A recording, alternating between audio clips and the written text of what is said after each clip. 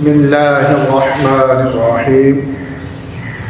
آج کے درس میں بیان ہوگا پیران پیر سیدنا غوث الثقلین رضی اللہ تعالی عنہ جب آپ پیدا ہوئے تو آپ کی ولادت و سعادت رمضان مبارک میں ہوئی، تو آپ نے رمضان کے دن میں روزہ رکھنا شروع کر دیا، بچپن کی حالت میں روزہ رکھنا شروع کر دیا۔ حضرت سیدنا غوث اعظم رضی اللہ تعالی عنہ کی ولادت یکم رمضان مبارک 470 ہجری میں ہوئی، اور آپ نے پہلے دن سے ہی روزہ رکھا۔ سحری سے لے کر افطاری تک آپ رضی اللہ تعالی عنہ والدہ ماجدہ کا دودھ نہ پیتے تھے۔ غوث اعظم متقی ہر آن میں، غوث اعظم متقی ہر آن میں، چھوڑا ماں کا دودھ رمضان میں۔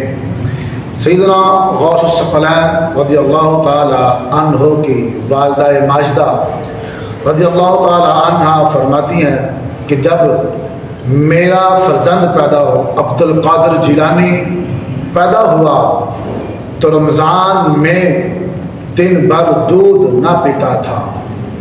آپ فرماتی ہیں، آپ کے مجانے فرماتی ہیں، ایک مرتبہ موسم ابر آلود ہونے کی وجہ سے آسمان پر بادل آ گیا، جس کی وجہ سے چاند نظر نہ آیا۔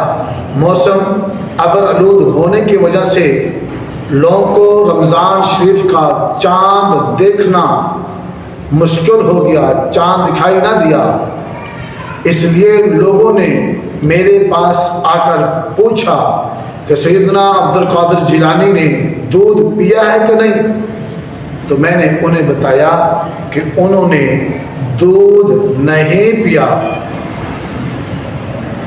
تو میں نے بتایا کہ میرے بیٹے نے دودھ نہیں پیا۔ اس کے بعد تحقیق جب انہوں نے کی، تحقیق کرنے پر اس حقیقت کا انکشاف ہوا کہ اس دن رمضان کی پہلی تاریخ تھی، یعنی اس دن روزہ تھا۔ اور ہمارے شہر میں اس واقعے کے بعد ہمارے شہر میں یہ مشہور ہو گیا کہ سیدوں کے گھر میں ایک بچہ پیدا ہوا ہے جو رمضان شریف میں دن کو دودھ نہیں پیتا۔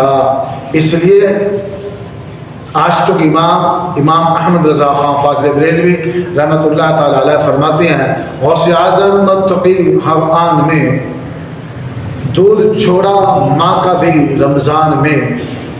اللہ رب العالمین کی بارگاہ میں دعا ہے کہ ہمیں اولیاء اللہ سے محبت کرنے کی توفیق عطا فرمائے۔ وما علینا